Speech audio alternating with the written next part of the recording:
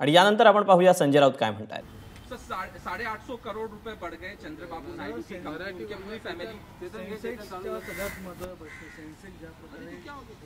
Sensex stock exchange stock market share बाजार घोटाला जब से ये सरकार आई तब से चल रहा है, क्योंकि गुजरात के 2 व्यापारी देश चला रहे हैं। गुजरातचे 2 व्यापारी देश चालवतात। व्यापारी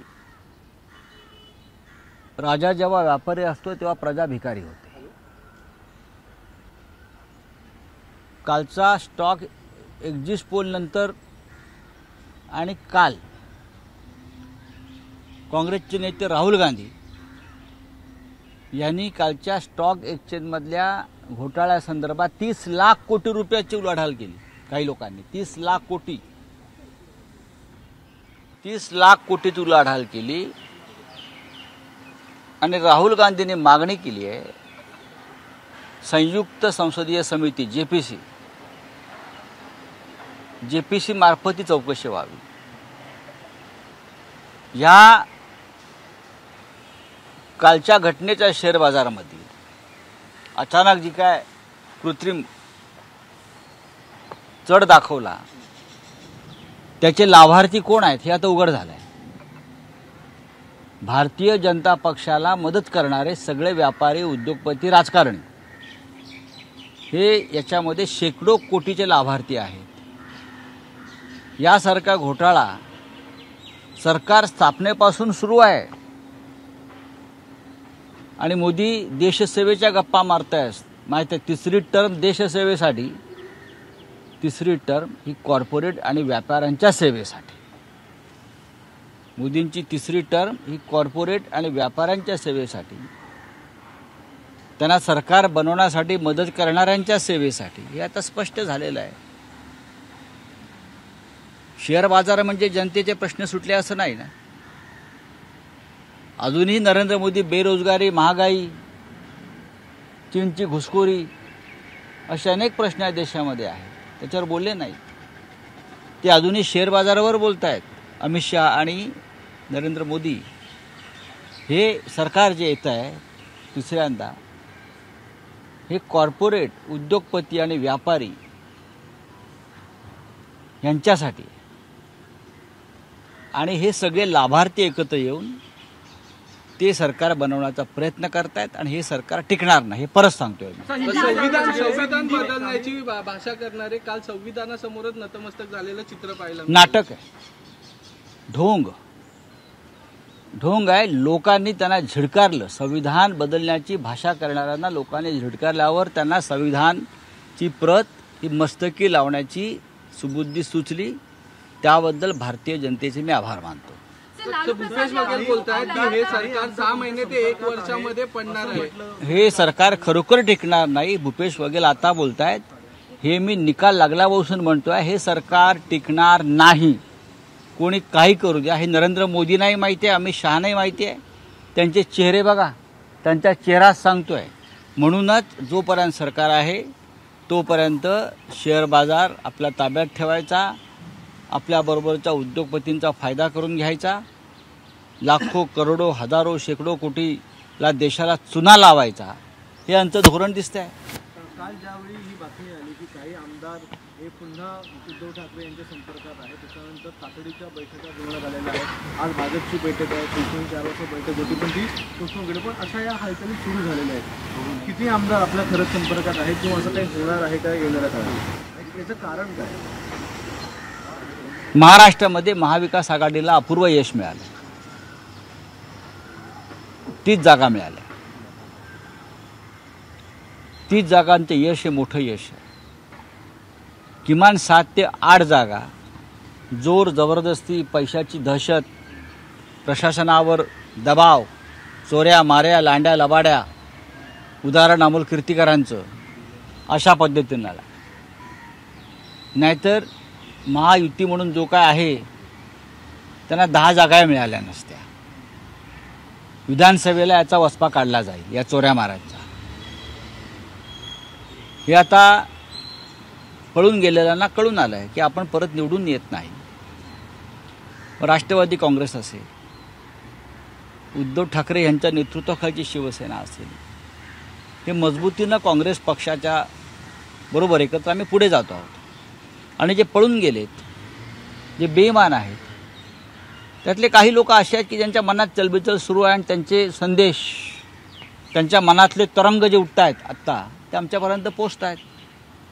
आता त्या तरंगाचं काय करायचं बघू आम्ही.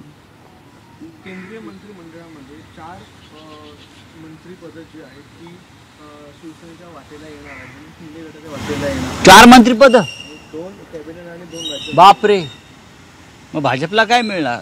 मी काल म्हणालो की त्यांना कदाचित जे उरलेले आहेत किंवा इतर त्यांचे जे निवडणूक पराभूत झाले आहेत त्यांना परदेशात हाय कमिशनर वगैरे नेमलं जाईल. मी काल म्हणालो ना, शक्यता आहे. एवढे विद्वान लोक आहेत, त्यांना साऊथ आफ्रिका, टांझानिया, नायजेरिया वगैरे वगैरे, अमेरिका, कॅनडामध्ये त्यांना म्हणजे आता प्रत्येकाला सामान घ्यायचं म्हटल्यावर त्यांच्या कार्यकर्त्यांना आता अमेरिकेत हाय कमिशनर वगैरे नेमलं जाईल. हो, हां, कोणते आमदार आपल्या नेमके संपर्कात? हो, ते असं सांगायचं असतं का. बोलिए. प्रफुल्ल पटेल को एक तरफ ईडी ने काफी राहत दी है, उसी तरफ हम देख रहे हैं. देखिए, ईडी ने राहत नहीं दी है, बीजेपी ने राहत दी है. ईडी बीजेपी की एक्सटेंडेड ब्रांच है. ईडी हो, सीबीआई हो, बीजेपी ने राहत दी है, मोदी जी ने राहत दी है, अमित शाह ने राहत दी है. ईडी और जैसे आरएसएस है या विश्व हिंदू परिषद है या बजरंग दल है, उनके और भी संगठन, एबीवीपी है, वनवासी संगठन है, इसी तरह से ईडी है बीजेपी के साथ, सीबीआई है, इनकम टैक्स है. ये बीजेपी की एक्सटेंडेड ब्रांच है, शाखा है. तो बीजेपी ने उनको राहत दी है. लालू प्रसाद यादव की फाइलें खुल गई है सर दोबारा. हाँ, ये भी बीजेपी का ही काम है. प्रफुल्ल पटेल की फाइलें बंद होती है. हाँ, और जो लोग उनके साथ अशोक चौहान की फाइलें बंद होती है, शिंदे की फाइल बंद होती है, और लालू जी की फाइल खुलेगी और किसी की फाइल खुलेगी. यही काम करेंगे. अब चैलेंज सबसे बड़ा है चंद्रबाबू नायडू और नीतीश कुमार, जो अपने आप को लोकशाही, लोकतंत्र के पुजारी और सेवक मानते थे, अब उनके समर्थन से सरकार बनी है. तो संविधान, कानून और लोकतंत्र बचाने की जिम्मेदारी ये 2 लोगों की है. चंद्रबाबू नायडू की जो फैमिली का पूरा ओवरऑल इनकम 850 करोड़ बढ़ी है, 5 दिन में 64% इंक्रीज हुआ है, क्या कहना चाहते हैं? राहुल गांधी ने जो कहना है कह दिया है. राहुल गांधी जी ने जो कहना है कह दिया है. जिस तरह से शेयर बाजार में उछाल लाया, अननेचुरल. ये अपने साथ जो लोग बैठे हैं, चाहे व्यापारी हो चाहे राजनेता हो, उनके उद्योग, उनके धंधे को फ़ायदा पहुंचाने के लिए शेयर बाज़ार का इस्तेमाल किया गया, इसलिए कि गुजरात के 2 व्यापारी देश चला रहे हैं और शेयर बाज़ार से उनका पुराना नाता है. तो ये होता रहेगा और भी होता रहेगा, आगे भी होता रहेगा. देश लूटा जाएगा, व्यापारियों को फ़ायदा पहुंचाया जाएगा और गरीबों को ख़त्म किया जाएगा. नीट के एग्जाम्स को देखकर घोटाला सामने आ रहा है सर. काफी बच्चों के फ्यूचर अब दाव पर लगे हैं. मोदी जी ने देश दाव पर लगाया है, उसका ये परिणाम है. चले, थैंक यू. तेव्हा संजय राऊत यांचीही रोजच्याप्रमाणे पत्रकार परिषद होती. यावेळेला त्यांनी स्वाभाविकच मोदी यांच्यावर निशाणा साधलेला आहे आणि विविध मुद्द्यांवर देखील त्यांनी भाष्य केलेलं आहे. मोदींची 3री टर्म ही व्यापाऱ्यांसाठी असल्याचं स्पष्ट झाल्याचं संजय राऊत म्हणालेले आहेत. यासोबतच त्यांनी मोदी सरकारवर देखील निशाणा साधलेला आहे. शेअर मार्केटचा जो गेल्या काळामध्ये एकंदरीतच परिणाम शेअर मार्केटवर पाहायला मिळतो, तर या पाठीमागे हे जो घोटाळा झालेला आहे त्याच्या पाठीमागे देखील मोदी सरकार असल्याचा आरोप संजय राऊत यांनी केलेला आहे.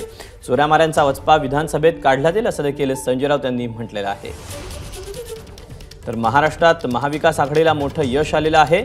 तर दुसरीकडे केंद्रातलं मोदी सरकार हे टिकणार नाही, लिहून घ्या असा पुन्हा एकदा दावा संजय राऊत यांनी या पत्रकार परिषदेतून केलेला आहे. शिंदे गटातील काहींच्या मनात चलबिचल सुरू असल्याचं देखील संजय राऊत म्हणतायत. यासोबतच संजय राऊतांनी एकनाथ शिंदे आणि अजित पवारांवर देखील निशाणा साधलाय. एबीपी माझा, उघडा डोळे बघा नीट.